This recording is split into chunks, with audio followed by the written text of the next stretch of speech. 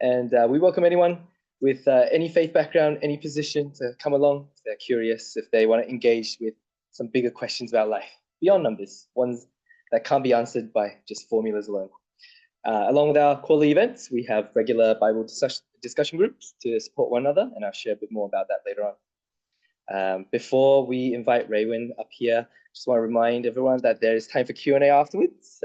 So during the talk, if you have anything pop into your head, jot it down, remember it, and bring it. We can ask Raywin afterwards.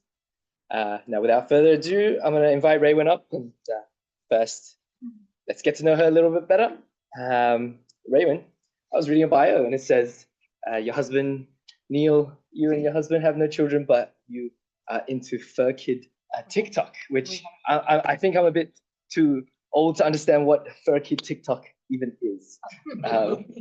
It's a dog. So Fur Kid is a dog, and she has a very strange name of TikTok because earlier this year my husband had a dream of us adopting a rescue dog that looked very strange in the shape and I loved it, was very beautiful in demeanour. And he woke up at it, and in that dream, the dog was called TikTok. So we said, well, we are talking this year sometime about getting another rescue dog. So we eventually did that a few months after the dream, and of course we didn't then have to discuss what the name of the dog is. So that's our Fur Kid TikTok. Okay. And I was also reading about your bio, and one of the interesting bits that I saw was you're on the chair of Fresh Hope Communities. What are they about? So Fresh Hope Communities is the official name is Churches of Christ Community Care. So the brand name is Fresh Hope Communities. So it's a ministry of Churches of Christ, New South Wales and ACT. And that network of churches runs through the community care business whose board I chair. Aged care, retirement living, a bit of affordable housing that got national press last year, which was wonderful. Christian campsite, and another one that we're developing. So so we have a name through those sectors, and I've been chairing that board for over 3 years, and I'm just doing an interim CEO appointment there as well, just till the new CEO arrives early February. So I'm rather busy with them, but it's a wonderful organisation with a wonderful faith heart. Yep. And what got you interested in the not-for-profit space? I think I have always been intrinsically motivated to go to work and have impact. So I worked for a long time in corporate life, and even then I was lucky enough for a lot of it to be in superannuation, which in my mind has a very important mission and requires a very fiduciary mindset and a lot of integrity when you have some influence and power in that space. So it was a bit of a natural progression into the not-for-profit space, and it actually came about with me being interested in doing more board work, and it's quite frankly a lot easier to score those board roles in the not-for-profit space. But it just sort of came together to me, and I give these things to God, and he opened up the initial board opportunities in the not-for-profit space, and I've loved being there and serving there. Okay. Yeah. Well, thank you, Raywin. So I'll let you take it away. And remember, guys, any questions that pop up, jot it down. I'll ask Raywin. Thank you. And thank you to Martin and the Fellowship Beyond Numbers team for having me along today. It's a pleasure to present, and I just love your mission and your work in the city. So why truth-telling matters? So my virtual bot, it wasn't me, but my virtual bot did a scrape of 50 financial services firm websites as to their articulated values, and of that sample of 50, 78% of those firms effectively tout something like truth or truth-telling as an important cultural value. I also think that truth is something that we individually aspire to, or it resonates with us, at least as a principle. But why I'm here today and why I chose this subject, and you'll see in a minute that it's very personal to me, is that it's one of those things that it's easy to say that we like truth, we desire truth, we support truth, we want to be a truth teller. When you get into the cut and thrust of corporate life, it's really hard to practice. It's really hard to live that ideal in an absolute way. And it's occurred to me that, there are a lot of nuances and a lot of calibration that's required in terms of how much you can practice that ideal. So a couple of the threshold questions that I want to unpack a bit today is, why is it so hard to be a truth teller in the workplace? And is it okay to just not be a truth teller sometimes? And then I wanted to give some specificity about that is based on my own over 30 years now in corporate life. So this is going to start to get to why it's a little personal for me, and I'll talk about it in a minute. But these personas that I put up, they're two extremes, but they actually have been real people in my life. And on reflection, I realised that those two people reflect very different extremes on how we relate to truth telling and the posture of truth telling. So let's consider the woman at one end. She really believes in blunt honesty, sort of the unadulterated truth teller, if you like. It's very transparent. She's rather context indifferent, so just tell the truth, just put it out there regardless of the situation or the people. In fact, wear your truth telling as a badge of honour. That's who I am. Take it or leave it. I love that about me. I think from an investment management point of view, the metaphor is that, we would say about her, what's on the label matches what's in the tin.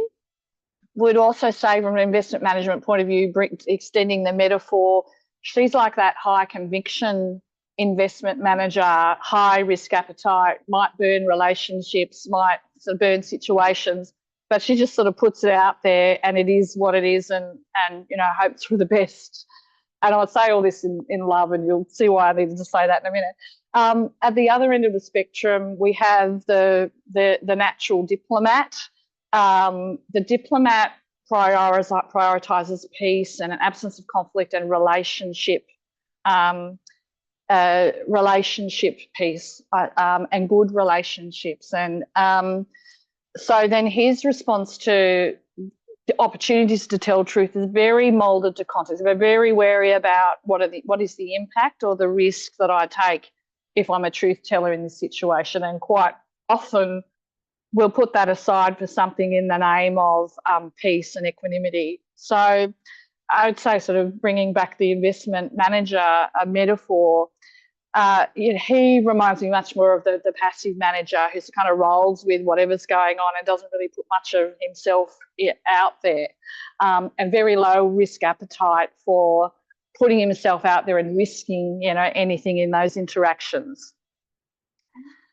Now, before I think about who they are, there's a couple of questions for you all, not just to reflect on, not to answer right now, but who do we see of more in corporate life? And these are extremes, so most people will be somewhere in between.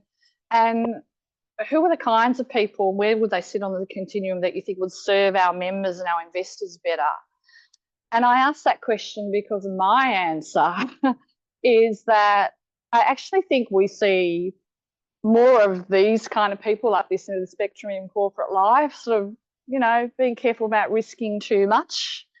But actually what serves our members and our investors is probably people who are more like that side without being at that extreme.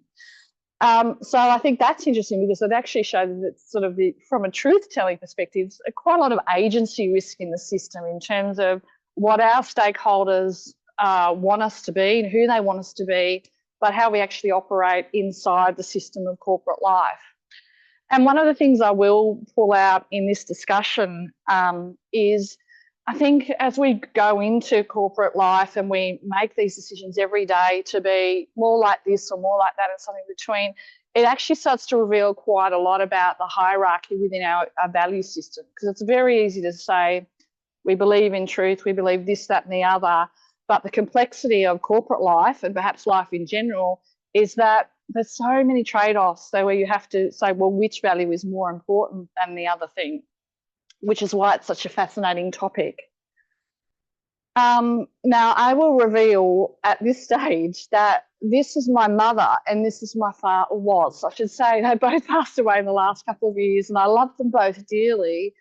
But part of their end of life and their passing was me really reflecting on how unadulterated my mother was as a really blunt truth teller, and how my father was the exact opposite, and everyone loved him. But, you know, I didn't have a lot of really important sort of stretching conversations that will sort of stay with me. It's a bit like a diet of a fairy floss. You know, it might taste good at the time, but, you know, it doesn't, you know, long term, I can't even remember that conversation or that you know, that interaction I had. So, and I think reflecting on the experiences of both my parents, and you won't be surprised to know that they divorced when I was 6, so it was very hard for those two styles to live in the same household. But my mother, you know, I was actually quite aghast to realise that I was much more up this end of the spectrum. And so part of this is probably revealing a bit of journey of mine, and, you know, do I own that? Starting point is that I am fearfully and wonderfully made in God as a truth teller. So owning that for me means you know, it does actually line up with my faith and values and my idea of being a good fiduciary. It also lines up with my love of efficiency and impact. Like, I think truth just sort of takes you there and it puts it on the table, and you've had the conversation and you've kind of hashed it out, and you've moved on much more than some of the conversations that we have that aren't characterised by truth telling. And it's also consistent with my belief that we should all try and help each other stretch and grow. Now, I will come to the calibrations in a minute, but that's really important to me, that others can challenge me to be better and stretch and grow, and that I can do that with others. And a really important mechanism for that to happen is through truth telling. But I do recognise that, you know, truth telling does require bravery, and it shows bravery when you are able to do that. It shows trust and respect for the other person, because you're putting it out there and you generally are risking something. And I think, you know, psychosocial hazard and psychological safety is such a big theme in corporate life at the moment.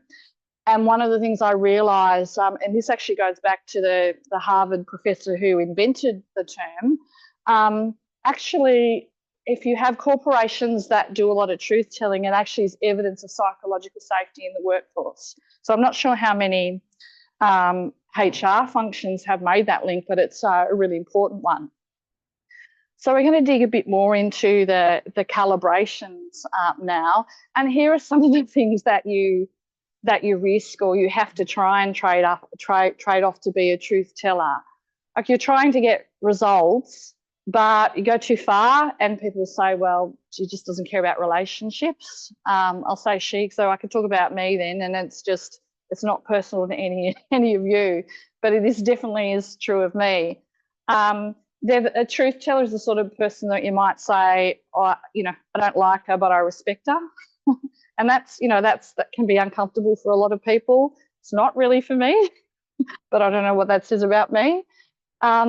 Some of those trade-offs that we'll sort of come to mean that you are saying, I want to do this for my clients and my stakeholders, but I'm not sure how this will land in the organisation or with my boss or with my peers. So there's a really difficult trade-off there sometimes.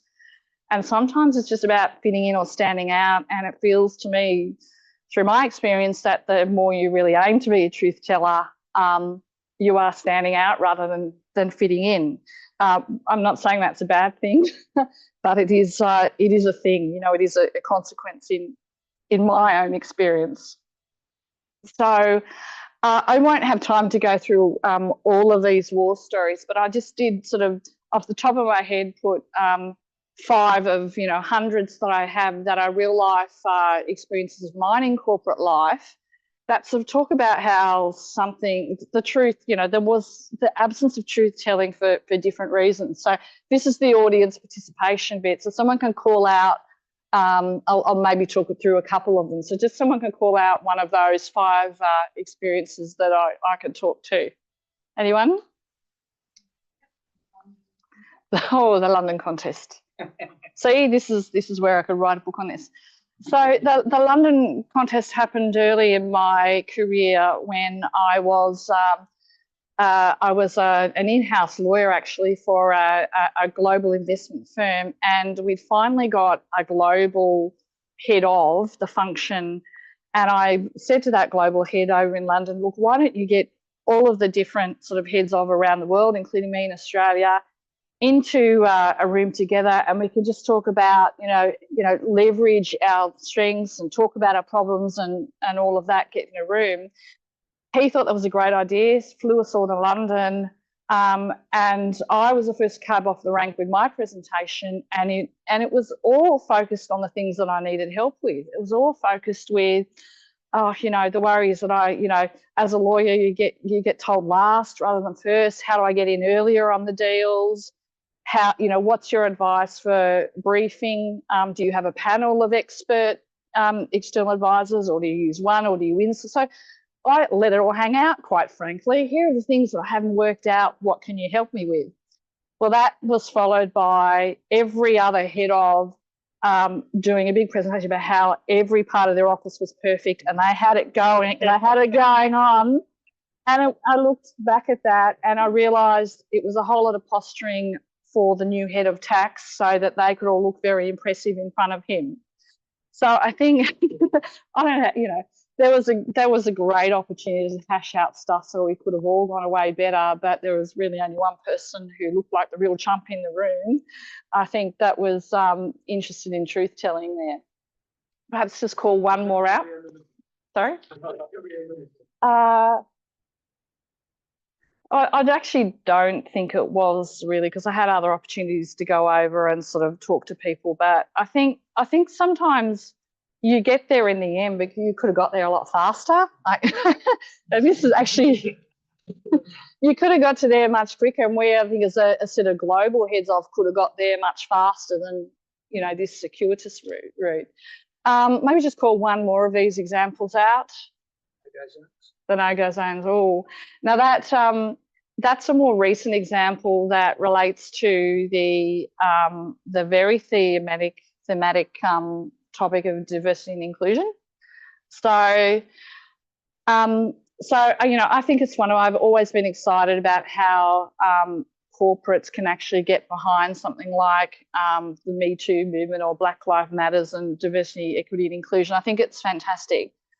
But this is an example of working for a firm with another American head office actually, and the CEO. I was the 2IC, but the COO got us together in a room and said, next week we're going to come together. We're going to spend a whole half day on the US's Black Lives Matter D&I. That's going to be our D&I training for the Australian office. You're probably going, careful, Raywin, warning. But I'm a truth teller. Did you get that? Right. So I said, I understand what you're trying to do, but in front of everyone I said, could we actually be thoughtful about what the D&I issues are in Australia and in Sydney? And for our office, I'm not sure how well fitting a Black Lives Matter thing suits us. And by the way, it's really hard to find half a day free with less than a week's notice. Now,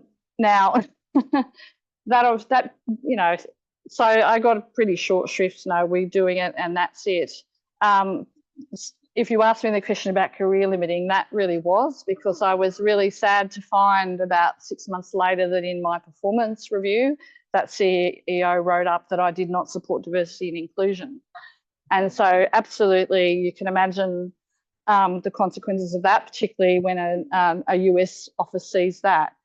Now that's, that's sort of in that category of it wasn't a forum for truth telling. I realise now that the reason that was put out there was so that the CEO could actually look very good to his US stakeholders and just go back to them and say, we've done it, we've ticked that box. It actually wasn't about diversity and inclusion, it was about his career risk. And so my truth telling, and yes, you're entitled to say naivety and all the rest, actually didn't really help much in that situation. So we've segued really nicely into how you can go too far. Like, you can take a good ideal, but corporate life can be pretty unforgiving because it's full of people that don't have the same ideals and motives as you. That's fine. That's life. It's a beautiful tapestry, this world and corporate life, and we are all very different, and that's part of God's creation. But truth telling can be unproductive. It can be misjudged. It can be unkind. It can even humiliate someone or be weaponized. And think about, someone that you've seen that's, done the wrong thing, hasn't got it right, hasn't thought about it, or hasn't been prepared. And you can call that out in a meeting, or you can call that out somewhere else that doesn't sort of raise the possibility of shame or humiliation or defence. And we're moving nicely into the next part of this presentation.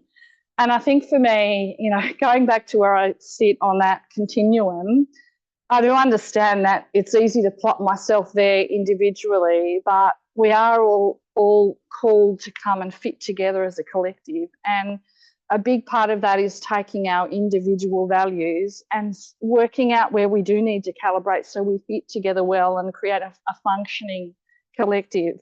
It's not, I think one of the reasons we worry about societies, we sort of see that sort of the opposite. We see that fragmentation rather than people understanding what they have to individually give up or calibrate or moderate, because the collective whole is wonderful. But clearly, truth, one of the reasons we calibrate any ideal, including something like my natural drive to be truth teller, is because I care about the collective. I care about the team and the organisation and the industry functioning well.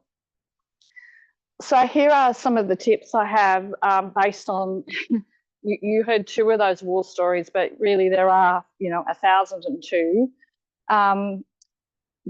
In no particular order, to offer truth in humility is helpful because you may not be right. So instead of, asking, well, or saying you should have consulted with this department when you did that, it is probably better to say, tell me what your thinking is around who you consulted. Did you think this department was a stakeholder? Why not? So you're sort of bringing the truth out in a less accusatory way. And it also may be that that person can say, well, actually, I did consult and I just never got back to me. So there's always the opportunity to test, I think, whether you're right in how you see things. Pick your forum carefully. Not everything is truth telling is not something that is a primary concern for a lot of forums, and it's really related to this one. Some forums, like the one I mentioned in the London contest, are just political. They're just not about it. And so I found in corporate life, I try and recognise those forums and ask myself, do I really need to be there? Do I really need to be there? Be prepared to get it if you give it. Like, I think it goes without saying, otherwise you're a hypocrite, right? Respect proprietary truths. So I've had some situations in my life, for example, I worked for a firm that was being shopped out to private equity and for sale, but the CEO was telling the market, no, we're not for sale, we're open for business, it's going. And that was a very uncomfortable place. It's not for me to go to the market and share that truth. But what I did do is go to the CEO and say, you're doing the wrong thing. Try and square him up. And I've had another example when I've seen someone that was effectively going to be given the boot without the opportunity to have genuine performance management. And I think that's really wrong. And I think that person deserves to be told, gosh, you're not performing well, your job is on the line. Can we work together? What are you going to do with it? I think that's a really respectful and important truth to give someone, but it wasn't my line management, it wasn't my truth to give. But what you can do, which is what I do, is go to that manager and say, this is not right. Go and tell her what's going on. And sometimes they won't. I think in both of those situations they didn't. But I can say that I practiced my brand of truth telling as well as I could in that situation. I can't say that for a lot of the situations that I've had, but there are two where I did. And that's what I mean by respecting proprietary truths. I think demonstrating your motives for speaking and seeking truth is important, because it might be very obvious to you why you're doing things or why truth is really important. But one thing I've learned is that other people don't have your values, and what's really obvious to you might not be obvious. So you're doing something, and if they're wired differently, they're in a different part of that continuum, they're just sitting there trying to work you out and go, what are you trying to get out of this? Why are you doing that? What's your real agenda? So what I have tried to do in my career is actually just say, I just want the truth. I am interested in what's really going on here. There is nothing else, back to that continuum. What's on the label is what's in the tin for me. There's nothing else that you're worried about here. What you're seeing is what you're getting with me. And then the final thing is to embrace nuance. So one of the things that we are reminded of a lot in the Bible is that that words are very powerful. Words can be barbed. They can be very, very effective or impactful in good ways and bad. So when you speak truth, try to be really careful about the words that you use. Don't sort of make it too general when it could be down here. Try and be more open-ended if you're really trying to be kind or it's a hard message. Just think about all the ways that you could deliver that truth, and try and be better at using words that help you deliver truth in the right way. So this is the slide that I had up before about some of the outcome trade-offs. Just adding to that, it is about being brave but understanding how you can be gentle as well as brave. And I hope these don't sound like I can't be both, because I think it's a trade-off. Again, when you lead with truth, you lead with bravery, but it's not a lead pass not to try and be gentle. You lead with principle, but it's not a lead pass not to understand the opportunity to try and be kind when you are being principled.